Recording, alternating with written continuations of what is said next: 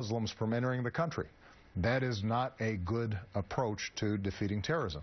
Our approach has to be smart. But the pushback against this, and when you say more people die in bathtub accidents, and I understand you're not saying it's unimportant, but you're saying we can't overreact to it, is bathtub manufacturers aren't trying to kill us and they're not trying to up the body count. I think it's fair to say that some of the sharpest criticism of you from both sides during your presidency has been the way that you've responded personally, not necessarily in policy, to terror attacks. After James Foley's beheaded, you went out and played golf. After Paris, you said it was a setback. Even as we grieve with our French friends, however, we can't lose sight that there has been progress being made.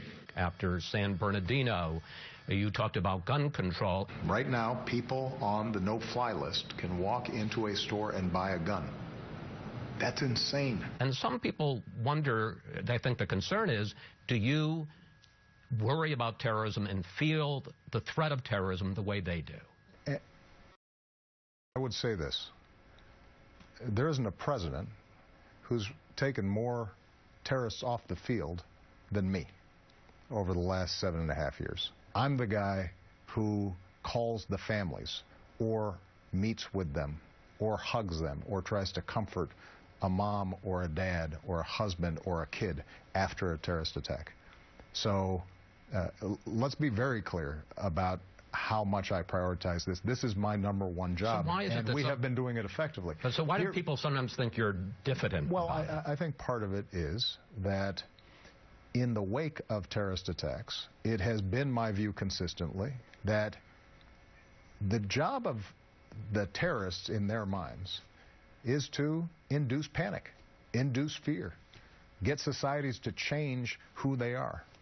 And what I've tried to communicate is you can't change us. You can kill some of us, but we will hunt you down and we will get you. And in the meantime, just as we did in Boston after the marathon bombing, we're going to go to a ball game and do all the other things that make our life worthwhile, and you have nothing to offer. That's the message of resilience, that we don't panic, that we don't fear. We will hunt you down and we will get you. Last